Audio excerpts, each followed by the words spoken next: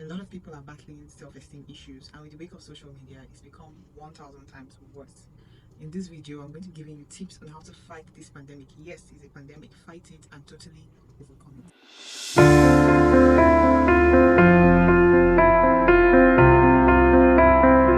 If this is your first time encountering my channel or my video, I want to welcome you and I want to tell you to do well to watch till the end because you're going to be learning a lot in this video. The first tip on getting to fight low self-esteem is to get to know yourself. How do you get to know yourself? You need to sit down with yourself, ask yourself questions. You can take a journal, take a pen, paper, write things down. 10 things that you like about yourself, 10 things that you like about your life, 10 things that you value, 10 things that you're happy about in your life. It could be, oh, I like my looks. It could be, oh, I like my job. It could be, I like this, I like that. Just 10 things that you absolutely love about your life and your journey and where you're at. Now, in the same breath, you should write 10 things that you absolutely do not like about yourself. It doesn't matter. It could be something vague. It could be your looks, or you may be overweight, you may be too skinny, or whatever. It could be your job. Maybe it's not bringing enough money. It could be your life situation. Just write 10 things that you absolutely don't like about yourself, your life, or anything around you. And you have to be brutally honest. Like, you're sitting with yourself, so I don't think there's any point lying. You have to start with honesty. Sit down, write 10 things that you like about yourself, 10 things you don't like. Honestly, like proper honesty. Write them down and then look at them. That is how you start the journey to healing low self-esteem.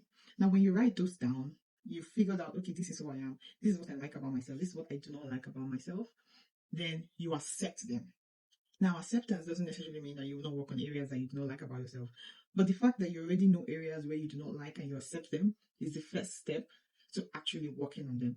So if you have a journal, take it out. 10 things you like about your life and your situation and where you're at or whatever, anything. 10 things you do not like about, where you are at, your life, your situation, whatever it is, write it down, look at it thoroughly, be very honest, and then accept it. Okay, this is who I am. That is how to know yourself. Now, the next step is taking those 10 things that you've written that you like about yourself, looking at them and then celebrating them. Like, praise yourself. Look at the 10 things you've written that you love about yourself and then start to heal yourself. Praise yourself. You can do this in front of a mirror. You can do this just talking. You can do this in your mind. Like, praise yourself, heal yourself. And it has to be dependent on you. It cannot be another person. Like, you have to praise yourself. You shouldn't wait for someone to say, oh, you're beautiful. If you feel like your looks is one of the things that you're proud of, then celebrate it. Praise yourself. If you feel like, oh, I've done really well in my career. No, don't wait for people. Don't wait for people to tell you, oh, you're doing well. No, sit your ass down with yourself and praise yourself. Now, celebrate those things about you that you absolutely love. Hail yourself, praise yourself, talk to yourself positively, give yourself healings. Just keep, giving yourself those encouraging words, those loving words, those praises, those healings that you don't necessarily get from other people. Sit down with yourself and heal yourself. Celebrate those things that you love about yourself. Anytime you celebrate things that you love about yourself, it makes it even bigger. It makes it even more important. It makes it even better. So sit down with those things that you love about yourself and celebrate them. Pick up a journal again. Go through the 10 things that you've written that you hate about yourself. Look at them. Don't judge yourself. Don't say, oh, this is bad. Don't speak to yourself in such a negative manner. There's a difference between being a realist and being a pessimist. Being a pessimist, you're always negative. Recognize that, okay, these are things about my life that I don't like, right? You don't necessarily have to talk down on yourself. Just recognize that, okay, these are areas of my life that I do not like. And what do you do with things, areas of your life that you don't like? You start to work on them.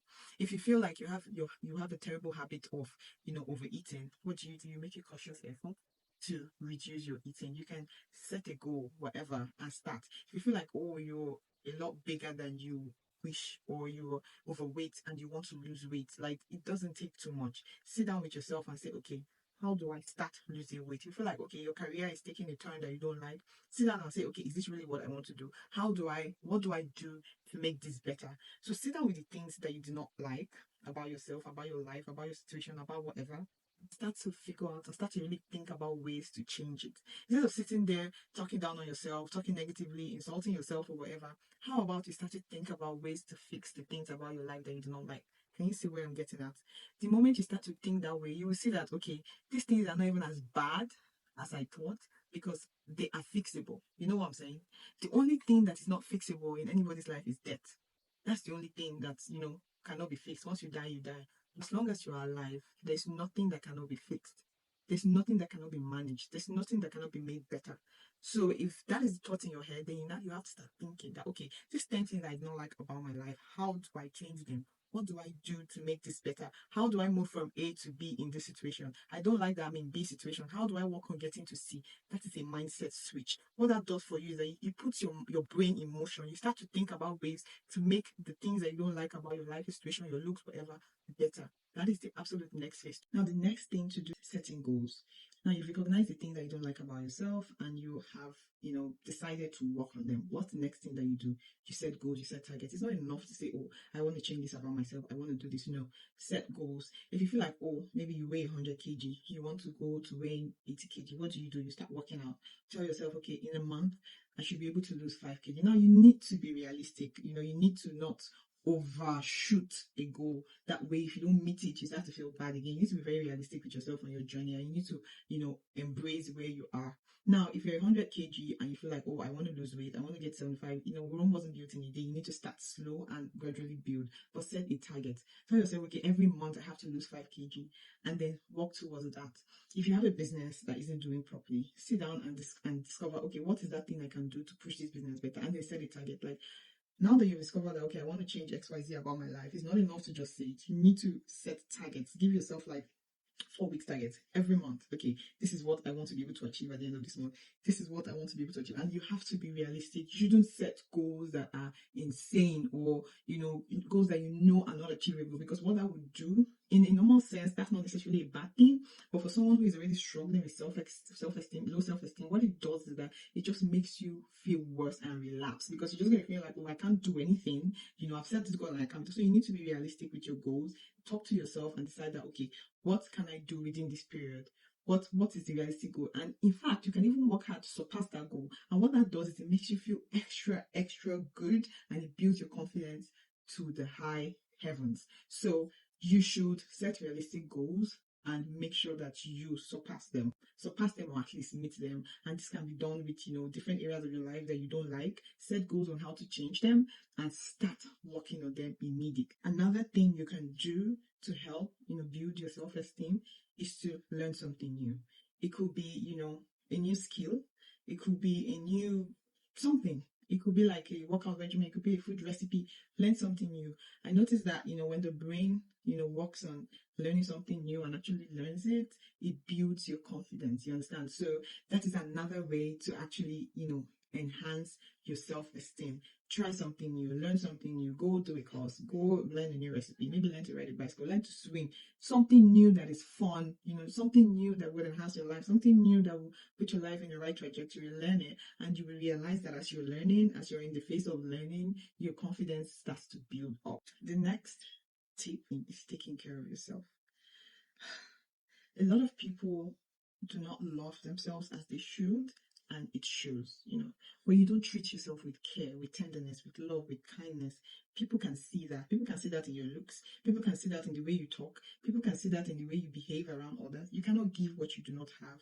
Most times you see that most people who are always angry at other people are angry at themselves, because when you point one finger, 5 fingers are pointing back at you. Any attitude or behavior you exhibit towards others is a reflection of how you feel inside. People that are happy bring happiness to others. When they're around people, there's always joy. They're full of smiles. They're full of happiness. They're full of positive energy. People that are sad, depressed, or angry, whenever you're around them, you can feel the spirit of anger. It's always around them. They're never happy when other people are happy. And they don't even know when they do it. Nothing you do is ever fine with them. They look at you, they're jealous. You can do ABC, they're never happy. And this has nothing to do with what they have or what they don't have. It's just that energy. So you cannot give what you do not have. You need to look after yourself. And when I mean look after, I mean holistically, physically, mentally, emotionally, spiritually. You need to look after yourself. You need to make a conscious effort to look after yourself. If you do not look after yourself, none of all of the work that you're trying to do to build your self-esteem would actually even make sense. You need to look after yourself. And it's not something you have to spend so much money on. It could be as small as taking a shower every day, wearing clean clothes. You don't have to go dressing, over the top. Just look clean, look nice. When people see you, they can see that, okay, this person actually putting some effort into their life. When someone who loves their life and loves themselves, when you encounter them, you can tell. So you need to look after yourself. Do those things that, would show that, okay, I'm worthy of this life. I'm alive. I'm happy that, God has given me this life. I'm happy for the gift of life. I'm going to take care of this life. I'm going to take care of this hair God has given me. I'm going to take care of this skin, this body, this eyes. Look after yourself. When you look after yourself, you're genuinely going to feel better about yourself. You notice how your whole day can be crashing down and just pick up a really nice dress and wear, and you instantly just feel better. Now, it's not about the dress. It's just it's the symbol, what it does for you. The fact that, okay, you're able to do something nice for yourself actually raises your spirit. You know what I'm saying? So look after yourself. That is a very, very important tip in healing low self-esteem. The next tip is something that a lot of people do not do. They do not take seriously. You need to form boundaries. You see that I started from internal to external. Now you're doing the work, all the work internally. You've written down things you like about yourself. You've written down the ones you don't like. You're trying to fix the things you don't like about yourself. You're looking after yourself and everything.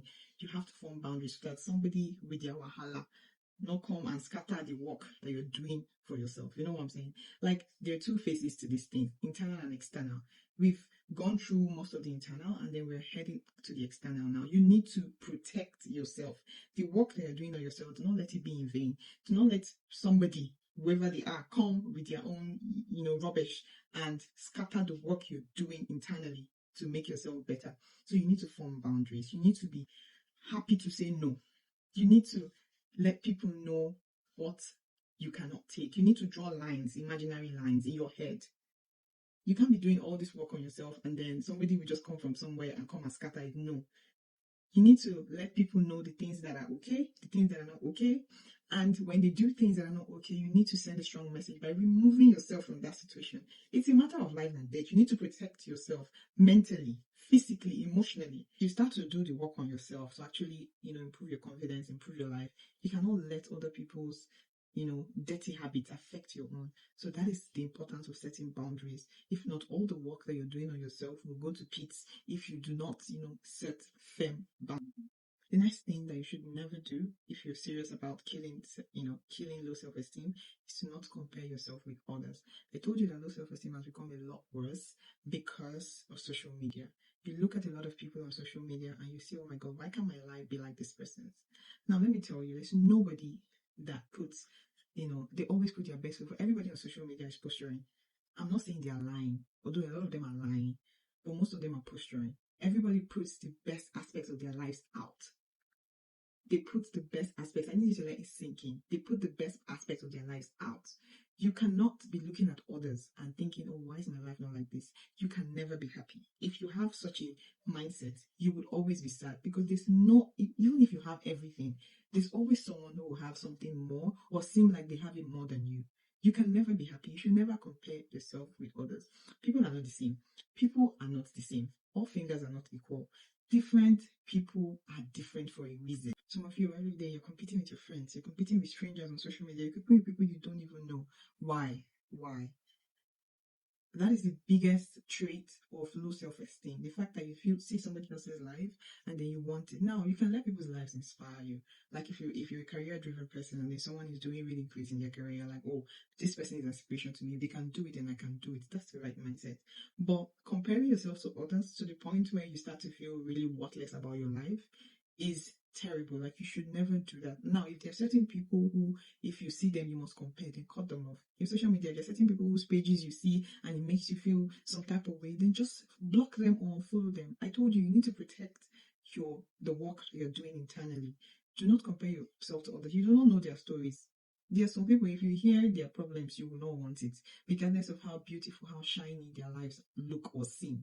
So you should never compare yourself to others because different people have their times and seasons. You need to recognize that. Walk on your own journey. Different people's journeys are different. You understand? Walk on your own journey and let that be your driving force. You should never look at somebody else's life and want it.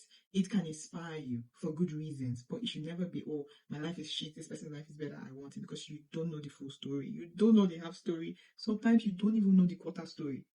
So that is one way to kill low self-esteem. Stop the comparison. It is terrible, it is not good, and it doesn't do you any good. Now, the next thing is surround yourself with positivity.